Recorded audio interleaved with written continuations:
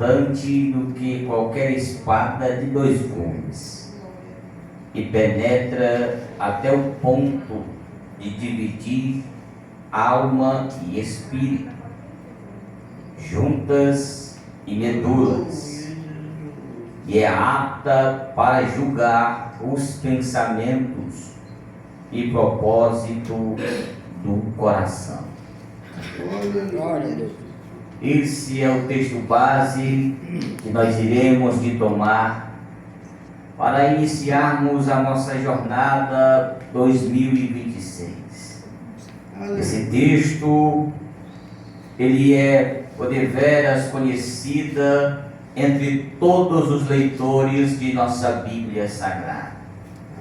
Quem nunca aqui já pregou, quem nunca aqui nunca ouviu falar acerca desse texto.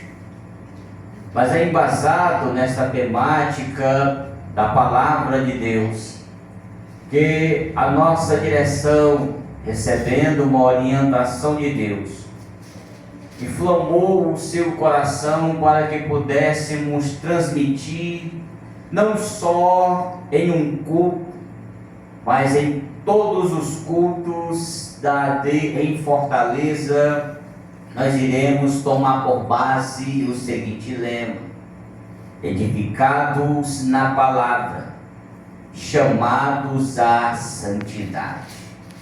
Uma igreja sem palavra, ela é tudo menos uma igreja.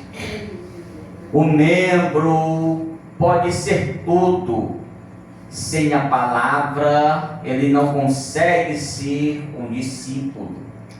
É por isso que dentro de nossas igrejas, parte da igreja brasileira ainda não compreendeu uma totalidade acerca da importância e do significado que a palavra de Deus tem e faz na vida daquele e daquelas que aceitam a Cristo como Senhor e Salvador. A palavra de Deus, como foi lida, ela é apta para discernir e julgar os pensamentos e propósitos do coração do homem. Quando eu falo do homem, eu falo da natureza humana, da criação do nosso Deus, tanto do homem quanto da mulher.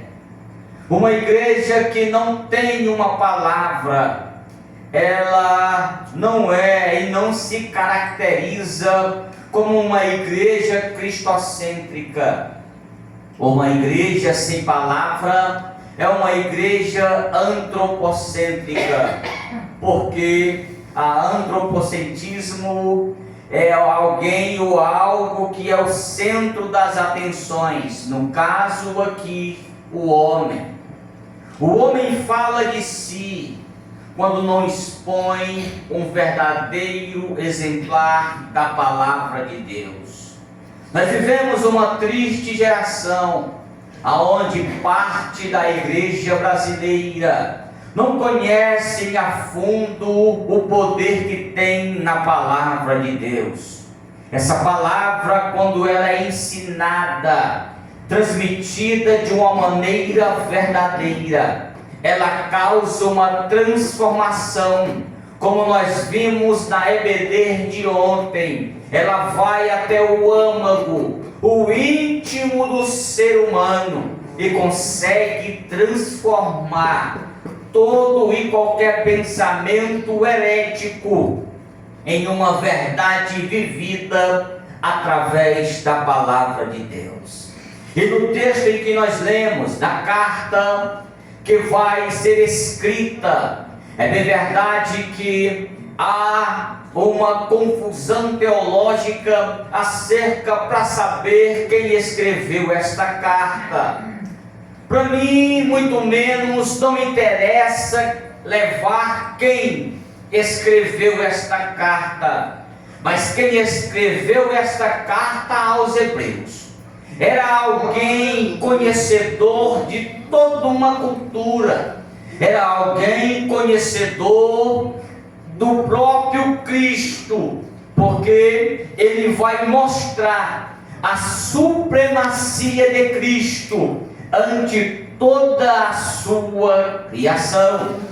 Quando você vai ler Hebreus capítulo 1, a Bíblia vai dizer que antigamente Deus falou muitas das vezes e de muitas maneiras aos pais pelos profetas.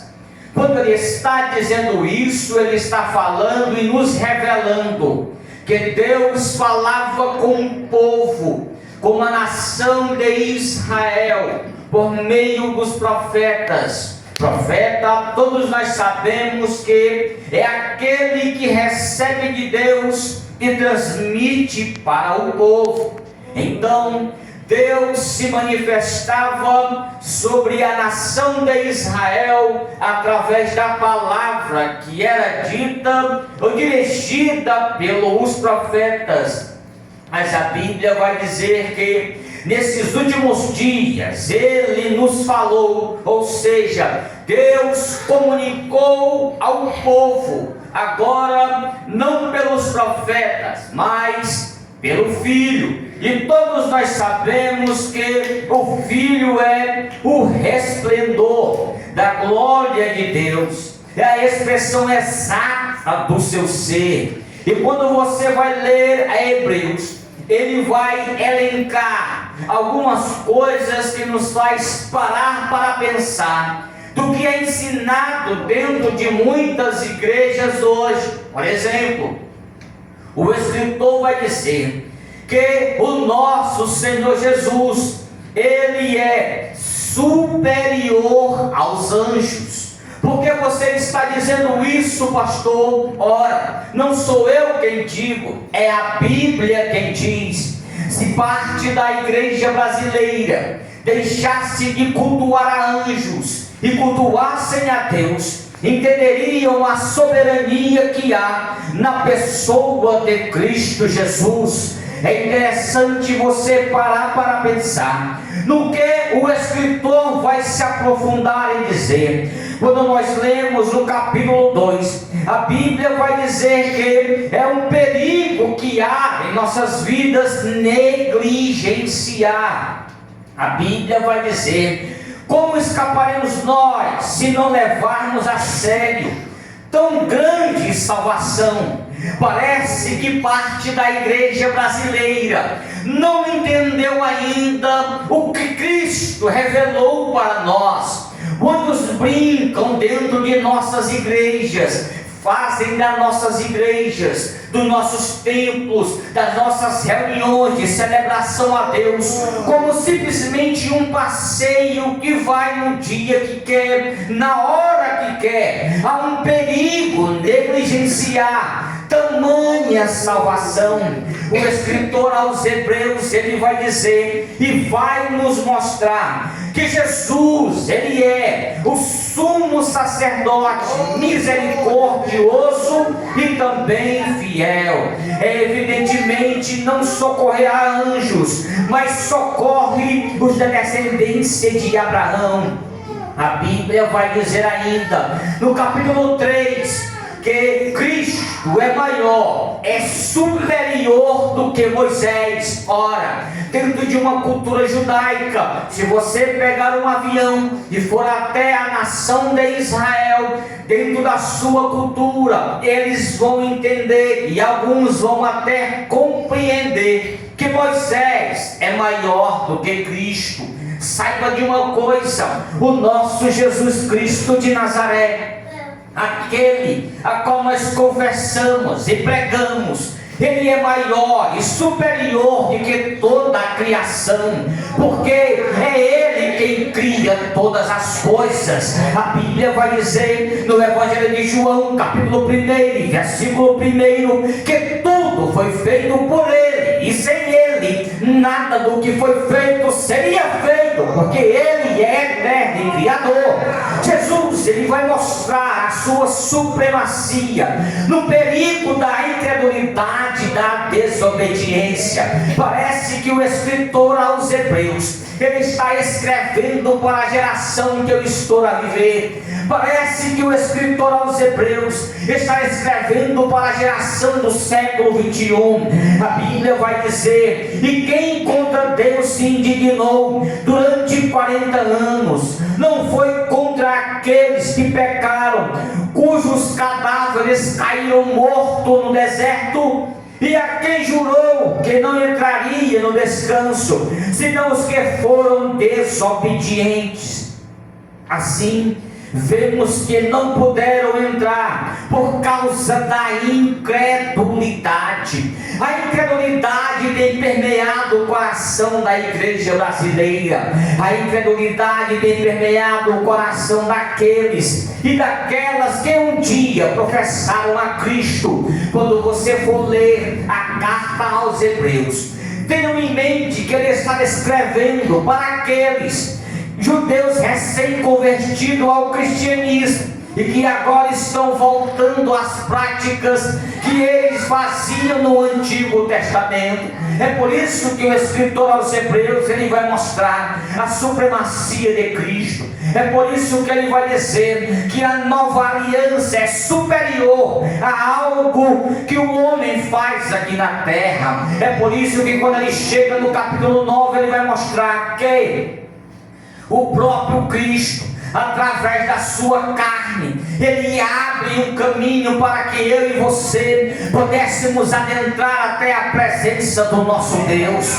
Ele vai mostrar que agora não quer mais sacrifício de animais, como sangue de bezerro e de touro. Agora ele está dizendo que o sacrifício que ele fez na cruz do Calvário, ele é capaz de nos perdoar, ele é capaz de perdoar a humanidade, porque somente o sangue de Cristo Jesus tem poder para perdoar o homem, a mulher pecador. Não é palavra papal, é o sangue de Jesus, é o sangue que purifica, é o sangue que perdoa. Não é você rezar texto durante alguns dias, não. É você confessar a Cristo e saber que é o sangue dele que sara, que é o sangue dele que cura, que é o sangue dele que liberta e que tem poder para perdoar todos aqueles que vivem em praticidade de pecado. Esse é o Jesus a quem eu prego. É a palavra que se fez carne e habitou entre nós. Glória a Deus.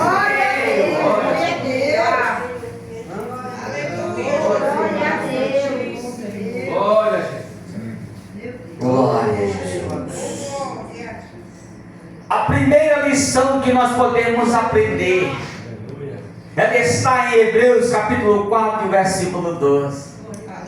A Bíblia vai dizer, que o escritor vai dizer: porque a palavra de Deus é viva. A palavra de Deus, ela é o quê? A palavra de Deus, ela é viva. O porquê a palavra de Deus, ela é viva? O texto de Hebreus 4,12 ecoa uma verdade essencial. A palavra de Deus tem em si mesma, porque procede de um Deus vivo. A palavra de Deus, ela é viva porque ela procede, ela vem de um Deus que é vivo.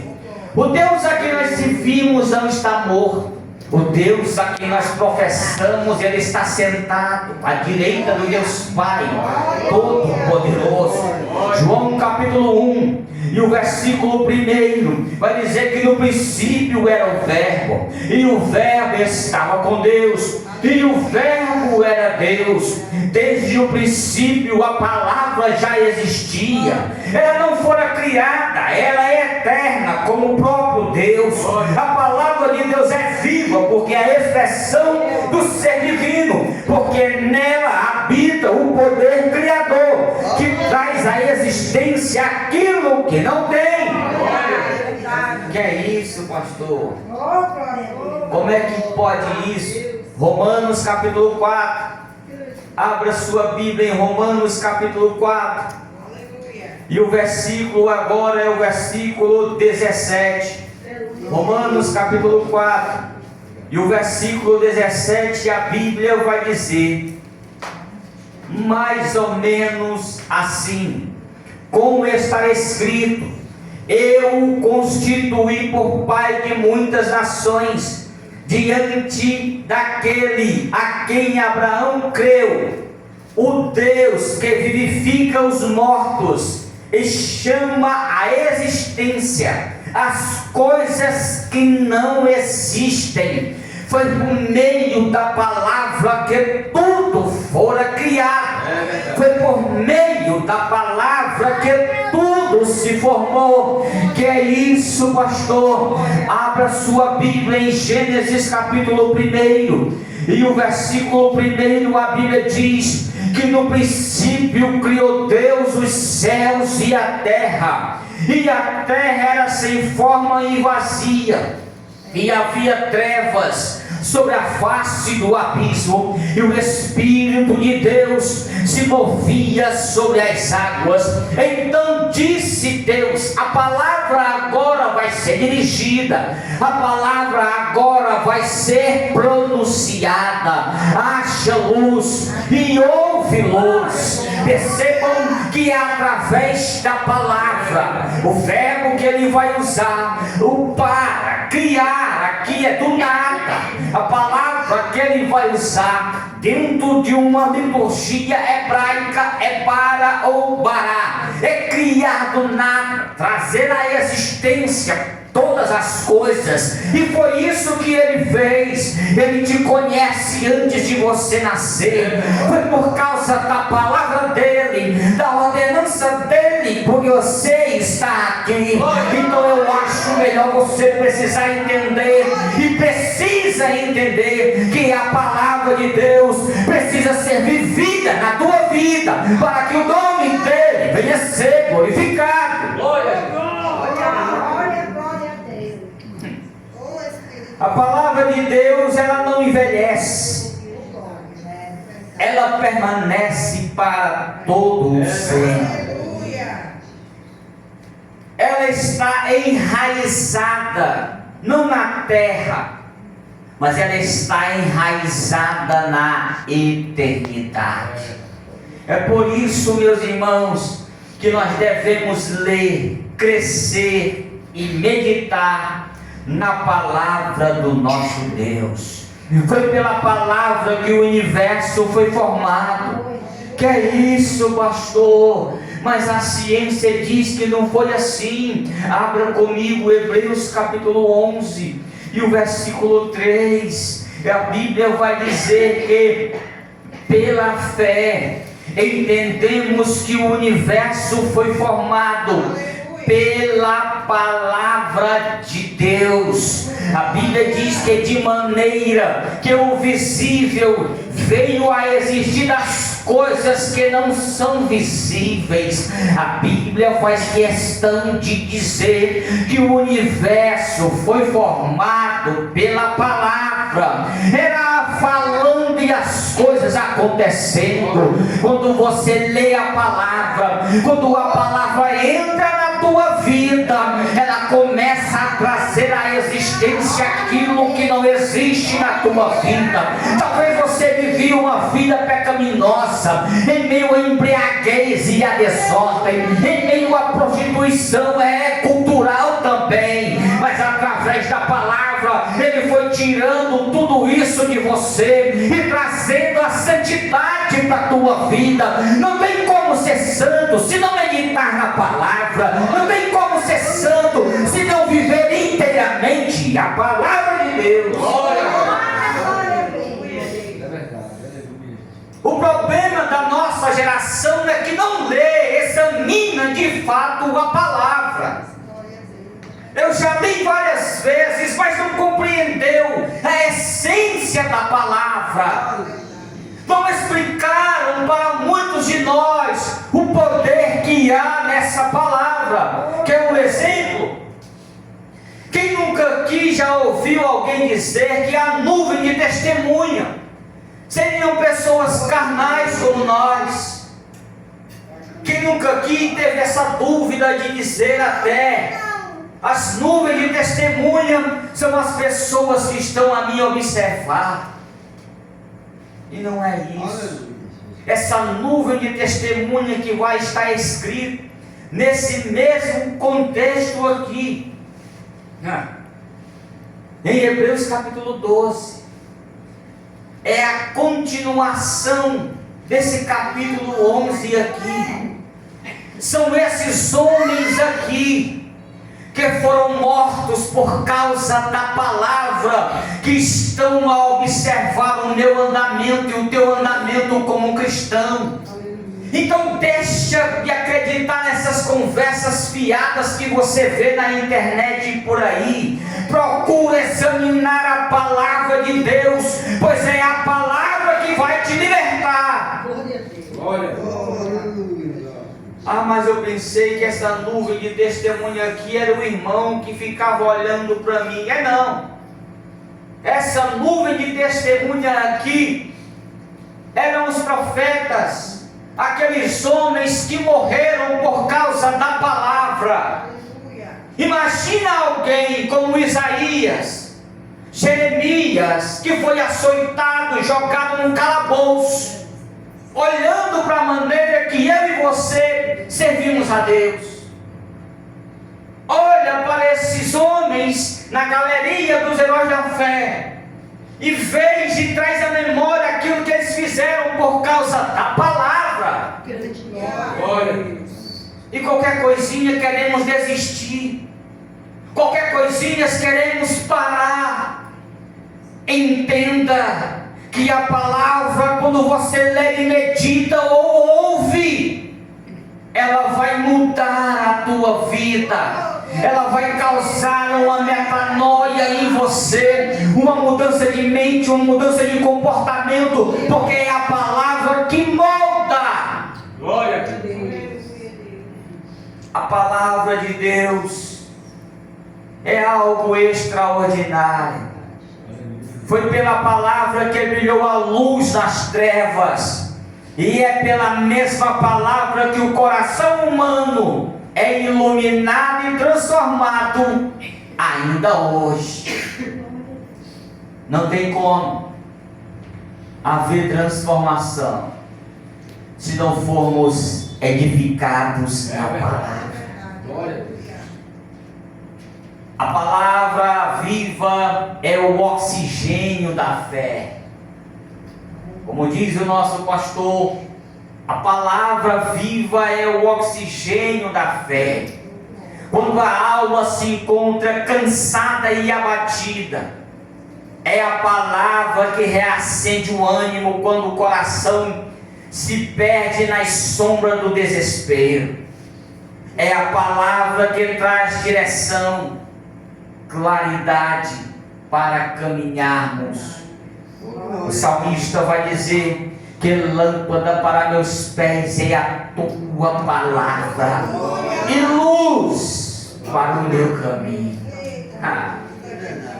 Se a igreja brasileira entendesse o poder que tem na palavra, nós seríamos pessoas melhores, nós seríamos cristãos melhores. Não havia e não teria tanta desigualdade social em nosso meio. Nós seríamos cristãos verdadeiramente como na igreja primitiva, que tudo que eu tenho é dos meus irmãos, e que os meus irmãos têm era meu.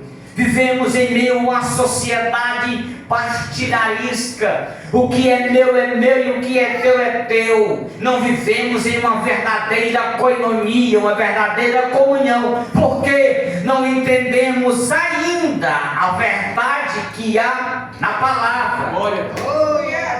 Mas eu estou na igreja há 50 anos, pois é. Mas a palavra há 50 anos ela não penetrou ainda no íntimo do coração e não trouxe essa mudança de pensamento para a tua vida. O texto, meus irmãos, que nós vamos ler: quando a igreja se sente enfraquecida, é a palavra que sopra vida sobre os ossos secos. Foi assim ou não foi, Ezequiel? Vamos ler o texto de Ezequiel 37. Olha o que o texto vai dizer. Ezequiel capítulo 37. Que veio sobre mim a mão do Senhor, e Ele me levou em espírito do Senhor e me deixou no meio de um vale de ossos secos, ou seja, sequíssimos. A mão vem sobre Ezequiel e agora o conduz em espírito ao meio do vale de ossos secos. Percebam que ele não está na ponta, ele não está à frente, ele não está atrás, ele está na centralidade, no meio, no olho do furacão, no meio do problema. E a Bíblia vai dizer, que o texto vai dizer, e ele me fez andar ao redor deles. Aprendo nessa lição aqui, não é porque está seco, não é porque está sem vida que eu devo pisar, que eu devo humilhar, não, porque está seco, mas tem dono. Não vem para a igreja, mas tem dono. Não tem força de orar, mas tem dono. O que eu devo fazer? Filho do homem, profetiza sobre esses ossos.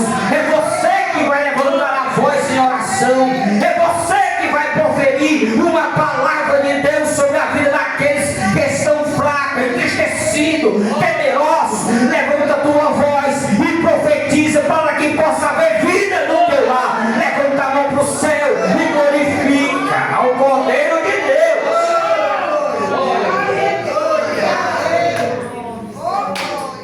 Oh, aleluia.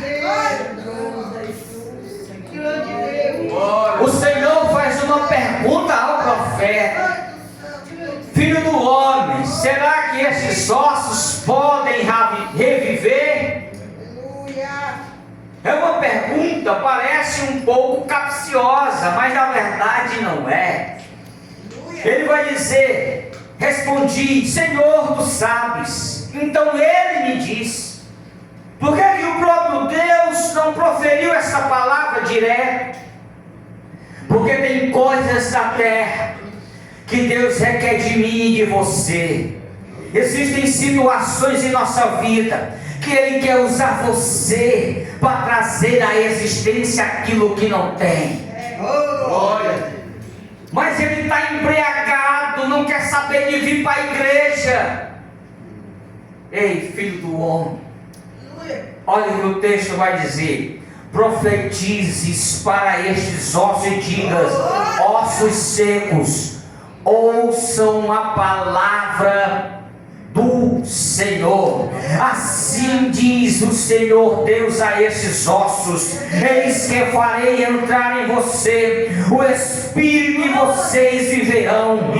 Chega na tua casa, chega no teu lar, com a autoridade que Deus derrama sobre a tua vida, e profetiza que vai haver vida, que vai haver cura, que vai haver libertação. Mas se nenhum quiser libertar, entrega a Deus, confia nele, porque tudo ele fará. Mas entrega verdadeiramente, porque vai gerar vida onde não há. Não quer saber de vir para a igreja, vai lá e profere a palavra. Vai chegar o momento que ele vai dizer: eu quero ir para a igreja também, porque você proferiu a palavra de Deus no teu coração. É a palavra que muda, é a palavra que traz vida. O que sustenta a igreja de Cristo não são as estruturas humanas. Hoje é muito movimento em nosso meio. Chacoalha teu irmão, cutuca ele, olha para ele com cara de profeta. Isso não traz edificação a ninguém, muito menos barulho dentro de igreja. Quem foi que disse isso? O que vai te trazer estrutura é a palavra. Como dizia meu pai, barulho de lata seca, e tem muito dentro das nossas igrejas. Pega no microfone, é uma rajada de língua estranha, mas a vida não é no altar. Alguém está pregando, não dá um glória, mas se pega no microfone, já começa a rajada. Que é isso? Que transformação é essa? Quando chega aqui, a palavra ela tem que ser vivida cotidianamente em nossas vidas. vidas. É a palavra que vai transformar. Quer movimento? Lê a palavra. Quer movimento? Ora. Quer movimento? Busca na palavra, que ela vai mover o teu coração, o íntimo do teu ser, e ela vai transformar, tirar toda a incredulidade, toda a mentira que há dentro da tua vida, e através da sacudida que a palavra vai te dar, você vai ser glorificado, o nome dele vai ser exaltado através de você. Não tem como buscar essa santidade se não for por meio da palavra. Pastor, mas eu não creio no dom dos Espíritos, não creio. Falo língua estranha, sim.